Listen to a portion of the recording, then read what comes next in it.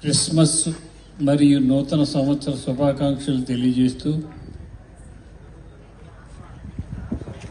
మనమందరం బాగుండాలని, మనకి ప్రభువు ఆశీస్సులు ఉండాలని, ప్రభువు ఆశీస్సులతో అందరూ సుఖ సంతోషాలతో ఆనందంతో ఉండాలని, ఆ ప్రభువు దయ కరుణతో మనమందరం కూడా జీవిస్తున్నాం.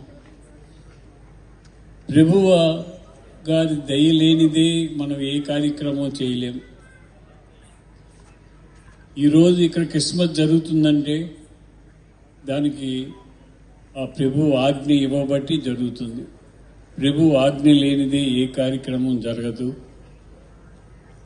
ఈ రాష్ట్రంలోనూ, ఈ దేశంలోనూ, ఈ ప్రపంచంలోనూ క్రిస్మస్ వేడుకలు చేసుకుంటున్నారండి. ఆ ప్రభు మార్గంలో నడుస్తున్నారండి. ఆ దేవుని యొక్క మహిమ.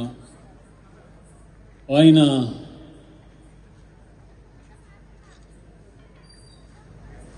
నన్ను ఆకర్షించుము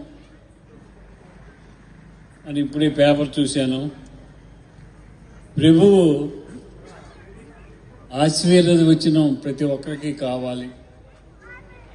ప్రభువు ఆశీర్వచనాలు లేకుండా ఏ కార్యక్రమం జరగదు. నేను శాసనసభ్యుడు అయ్యానంటే ఆ ప్రభువు ఆశీస్సులు ఉండబట్టే నేను అవటం జరిగింది. ప్రభువు ఆశీస్సులు లేకుండా ఎవరు ఏ కార్యక్రమము చేయలేరు. సింహాసనం ఎక్కాలన్నా,